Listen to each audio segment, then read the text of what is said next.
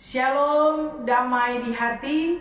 Bapak Ibu Saudara yang diberkati oleh Tuhan kita Yesus Kristus, jumpa lagi dengan saya Pendeta Feralina Lahiu dalam channel YouTube ini. Saya senang sekali boleh menjumpai Bapak Ibu semua lewat media yang Tuhan pakai. Semoga saudara-saudara sekalian diberkati oleh Tuhan. Bapak Ibu Saudara, saat ini saya akan membagikan bagian firman dalam Matius pasal 22 ayat 15 hingga ayatnya yang ke-22 dari tanggal 10 sampai 16 Agustus 2025. Diberikan tema, berikanlah apa yang wajib kamu berikan kepada Kaisar dan kepada Allah. Untuk itu mari yang memegang Alkitab, mari kita membaca bagian firman ini secara bersama-sama. Matius 22 ayat 15 sampai 22 tentang membayar pajak kepada Kaisar. Kemudian pergilah orang-orang Farisi dan membuat rencana bagaimana mereka dapat menjerat Yesus dalam perkataannya. Mereka menyuruh murid-murid mereka bersama para pendukung Herodes bertanya kepadanya, "Guru, kami tahu engkau orang yang jujur dan dengan jujur mengajar jalan Allah, dan engkau tidak takut terhadap penilaian orang, sebab engkau tidak memandang muka. Katakanlah kepada kami pendapatmu. Apakah diperbolehkan membayar pajak kepada Kaisar atau tidak?" Namun, Yesus mengetahui kejahatan hati mereka itu, lalu berkata, "Mengapa kamu mencobai aku, hai orang-orang munafik? Tunjukkanlah kepadaku mata uang untuk pajak itu." Mereka membawa 1 dinar kepadanya. Ia bertanya kepada mereka, "Gambar dan nama siapakah ini?" Jawab mereka, "Gambar dan nama Kaisar." Lalu kata Yesus kepada mereka, "Berikanlah milik Kaisar kepada Kaisar dan milik Allah kepada Allah." Mendengar itu heranlah mereka dan meninggalkan Yesus lalu pergi. Demikianlah firman Tuhan. Sekali lagi, shalom, damai di hati Bapak Ibu Saudara yang diberkati Tuhan. Saya percaya bahwa kita semua saat ini ada dalam keadaan yang diberkati oleh Tuhan. Kalaupun Bapak Ibu Saudara sedang dalam pergumulan yang dihadapi, bergantunglah pada Tuhan, andalkan Tuhan, karena hanya Tuhanlah sumber pertolongan. Saudara-saudara, bagian firman Tuhan kita saat ini sangat menarik ya. Kenapa saudara? Karena orang Herodian dan orang Farisi ini bersepakat untuk menjerat Yesus. Dan ini sangat berbahaya kalau sudah bersepakat untuk hal yang jahat. Padahal saudara-saudara, Herodian dan Farisi ini bermusuhan. Mereka tidak sependapat. Makanya tadi saya katakan bagian ini menarik, karena Herodian dan Farisi akhirnya bersatu. Tapi kesatuan mereka ini adalah bersatu, bersepakat untuk hal yang tidak benar, untuk hal yang jahat. Nah, saudara yang diberkati Tuhan, mereka bersatu karena mereka punya musuh yang sama. Kaum Herodian ini adalah suatu golongan bangsa Yahudi yang menjadi pengikut Herodes, baik dalam hal politik maupun dalam hal agama. Dan Farisi sebagai Yahudi yang lain membenci mereka karena mendukung pemerintahan Herodes. Sebab saat itu rakyat harus menderita 2 hal. Pertama, mereka harus membayar pajak kepada Kaisar, tapi juga kedua, mereka harus mengongkosi raja, membiayai raja setempat dengan pegawai-pegawainya. Makanya orang Yahudi yang lain ini tidak sepaham dengan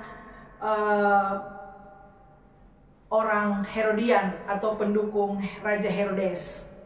Tapi saudara-saudara, di sini mereka itu bersatu karena untuk menjerat Yesus. Bayangkan saudara-saudara, dari niatnya saja sudah jahat.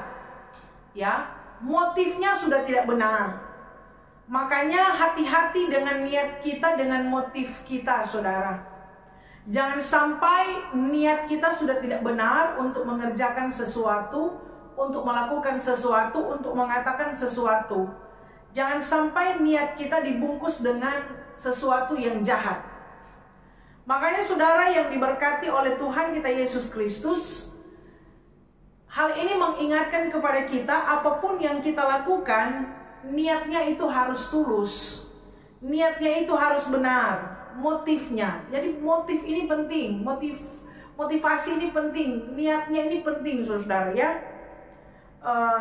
Jangan sampai karena ada something, ya, ada sesuatu dan kita terus tunggu ngana, ya, nanti ngana, ada ngana punya, itu sudah niat yang tidak baik, ya, niat yang sudah tidak benar. Nah, saudara yang diberkati Tuhan, orang kalau sudah ada niat yang tidak baik, niat jahat, pasti ujung-ujungnya hancur, ya. Makanya jangan lakukan hal-hal yang jahat, karena ujung-ujungnya pasti binasa. Saudara yang diberkati Tuhan, jangan bersepakat dalam hal yang jahat. Kalau kita membenci satu orang, jangan ajak yang lain, menghasut yang lain supaya sama-sama benci. Nah, ini bahaya ini saudara. Kalau kita yang bermasalah, ya kita jangan ajak-ajak orang lain. Tapi di masa ini, dalam realita yang ada begitu. Sehingga tadinya tidak bermusuhan jadi musuh karena ajak-ajak yang lain untuk memusuhi. Jangan punya sifat-sifat demikian, ya. Makanya hari ini saya mau katakan bahwa dari bacaan ini memberikan pemahaman bagi kita, jangan mewarisi nilai-nilai Farisi dalam hidup kita, saudara ya. Jangan punya sifat-sifat dari orang Farisi ini, karena mereka ini punya niat jahat, mereka mau bersepakat dalam kejahatan. Dan Yesus katakan bahwa mereka ini adalah orang-orang munafik. Kalau bicara munafik itu apa saudara? Itu munafik itu orang yang pura-pura, ya. Orang kalau munafik dia pura-pura baik, pura-pura manis, ya, pura-pura sopan, padahal dibungkus dengan kejahatan. Bapak Ibu Saudara yang diberkati oleh Tuhan kita Yesus Kristus, dalam bagian firman yang kita baca dalam kitab Injil-Injil, selalu ini orang Farisi ini, mereka melakukan apa yang tidak benar, saudara ya. Mereka melakukan apa yang tidak berkenan, sehingga Yesus selalu menentang mereka. Makanya dalam kehidupan kita sebagai orang percaya, cukup di zaman Yesus ada orang Farisi. Jangan sampai gereja Tuhan juga didiami oleh orang-orang seperti ini, orang-orang model yang demikian, ya. Makanya saudara yang diberkati Tuhan, biar lewat perenungan firman ini akan membuka wawasan kita. Dikatakan dalam firman Tuhan ini, kemudian pergilah orang-orang Farisi dan membuat rencana bagaimana mereka dapat menjerat Yesus dalam perkataannya. Bayangkan saudara ya.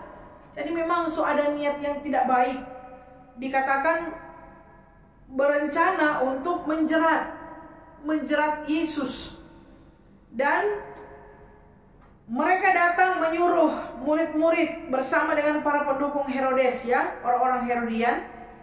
Mereka ketika menemui Yesus, mereka berkata, "Guru, kami tahu engkau orang yang jujur dan dengan jujur mengajar jalan Allah, dan engkau tidak takut terhadap penilaian orang sebab engkau tidak memandang muka." Jadi mereka datang dengan sapaan guru. Dalam kata Yunani, didaskalo, saudara-saudara, ini sebutan yang sangat dihormati. Kalau guru ini dalam terjemahan ini artinya tuan, ya, orang hebat. Jadi memang dorang penyapaan itu luar biasa kepada Yesus, padahal ada niat tidak baik. Makanya saudara-saudara yang diberkati Tuhan, ini dorang masuk dengan puji-pujian, ya. Dorang memuji Yesus. Dikatakan bahwa engkau orang yang jujur, dengan jujur mengajar jalan Allah. Aduh, memang manis sekali tuh kata-kata, saudara-saudara. Memang bagus sekali. Ya, makanya saudara-saudara yang diberkati Tuhan, manis jangan cepat ditelan dan pahit jangan cepat dibuang, ya. Jangan kita terbuai dengan pujian. Karena kadang-kadang yang memuji kita itu mungkin ada niat yang tidak benar. Sehingga saudara, kalau orang memuji kita, tidak usah berbangga diri dan merasa diri hebat. Semua dikembalikan untuk kemuliaan Tuhan. Ini yang dikatakan oleh para orang-orang Farisi, ya. Mereka mengeluarkan kata-kata manis, padahal dibungkus dengan kepahitan. Mereka mengeluarkan kata-kata sopan, padahal diselimuti dengan kejahatan.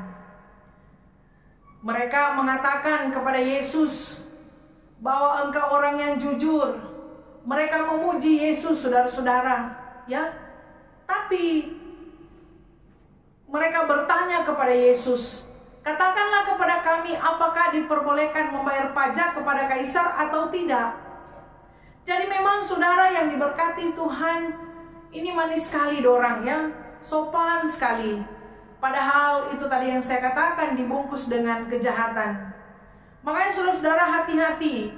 Orang yang jada palia manis, sopan, padahal jahat kote, ya. Kalau mau tahu seseorang itu manis, sopan, bagus, saudara,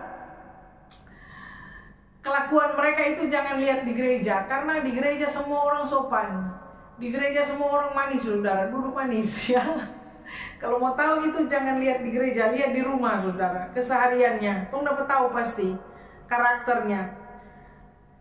Dan saudara yang diberkati Tuhan, karena ini orang Farisi ini adalah orang yang berada di bait Allah. Mereka mengajar Taurat, toh perkataan mereka manis, perkataan mereka sopan, padahal dompet kelakuan busu, saudara. Makanya Bapak Ibu Saudara yang diberkati Tuhan, seharusnya kalau orang gereja harus laras dengan perbuatan kita. Kalau orang gereja harus laras dengan iman kita. Jangan hanya terlihat baik ketika kita pakai stola, saudara. Jangan hanya terlihat baik ketika kita ada di mimbar. Jangan hanya terlihat benar ketika kita ada dalam persekutuan. Tetapi dimanapun kita berada, biarlah kita tetap mencerminkan kemuliaan Tuhan dalam kehidupan kita, supaya Tuhan selalu dihormati dan ditinggikan. Saudara-saudara yang diberkati oleh Tuhan kita Yesus Kristus, itu tadi yang saya katakan bahwa hati-hati kalau di gereja ada orang-orang Farisi, ya. Artinya apa? Ada orang-orang yang munafik, ada orang-orang yang punya niat jahat terhadap gereja Tuhan. Hati-hati, saudara. Ya, cukup juga di zaman Yesus ada orang Farisi. Jangan ada lagi di masa ini, apalagi dalam persekutuan, dalam gereja. Cukup di zaman Yesus. Ya, orang Farisi itu apa? Orang yang munafik. Makanya kalau gereja Tuhan ada orang munafik, aduh berat, saudara. Bisa hancur. Bisa hancur persekutuan, bisa hancur. Ya, karena didiami oleh orang-orang munafik. Semoga di zaman ini tidak ada lagi orang-orang munafik yang mendiami gereja Tuhan. Ya, amin, saudara. Saya percaya yang mendiami gereja Tuhan adalah orang-orang benar, orang-orang yang hidup berkenan kepada Tuhan. Ya, Bapak Ibu tahu orang munafik itu yang bagaimana, saudara? Ya, itu orang yang manis di depan tapi di belakang pahit, saudara. Ya, itu yang Yesus katakan kepada orang Farisi, mengapa kamu mencobai aku, hai orang munafik? Saudara yang diberkati Tuhan, jangan kita hanya terlihat baik di depan, padahal di belakang kita curang, saudara. Kita menjadi orang yang munafik, tidak benar dalam hidup yang ada. Mungkin jadi pertanyaan bagi kita, adakah di sini di antara kita ada orang munafik, saudara? Ya, manis di muka, marpait di lidah. Shalom, tuh damai di hati, ternyata tidak ada damai, saudara. Ya, halo besti, padahal pasti jadi bestu. Nah, ini persoalan karena patamang ada orang munafik. Hati-hati, saudara. Cara hidup kita itu dinilai Tuhan. Tuhan menilai kita, Tuhan melihat kita, saudara. Ya, manusia tidak bisa lihat hati kita, tapi Tuhan mampu menembus hati kita. Makanya jaga hati kita, jangan sampai kita terjebak pada cara-cara hidup yang tidak berkenan kepada Tuhan. Saudara-saudara yang diberkati Tuhan, pertanyaan mereka ini adalah pertanyaan menjebak.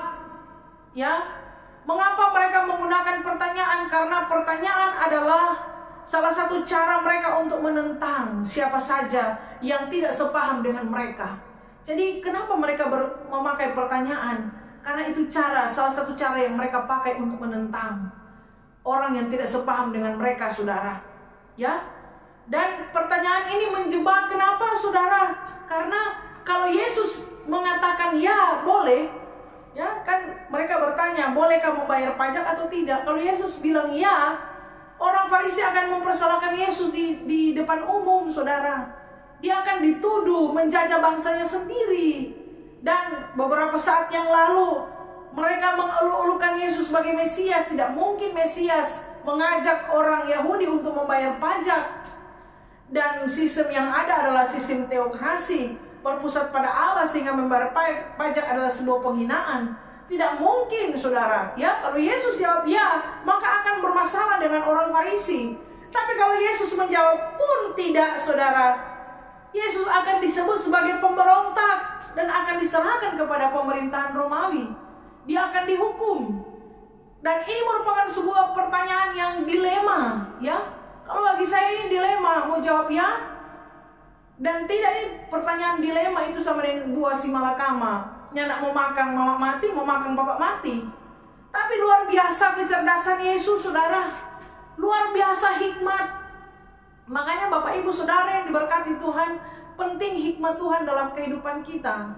Apalagi ketika menghadapi orang-orang yang punya niat jahat dalam kehidupan kita, saudara. Hikmat itu penting supaya tong tahu ini bermaksud apa, ini tujuan apa. Tolong mesti peka, saudara. Ya, jawaban Yesus sangat cerdas. Dia mengatakan di ayat 19, tunjukkanlah padaku mata uang untuk pajak itu. Jadi saudara, mereka membawa uang 1 dinar, ya. Kalau Yesus bilang tunjukkanlah mata uang untuk pajak itu, berarti memang Yesus tidak ada sekeping uang pun, saudara, ya, yang ia bawa. Mari Yesus be aja, tuh. Mari orang kalau punya doi gelisah, saudara, ya, gelisah, khawatir, saudara, ya, takut. Tapi yang saya mau katakan bahwa biarnya doi, yang penting ada Tuhan Yesus. Amin, saudara, ya.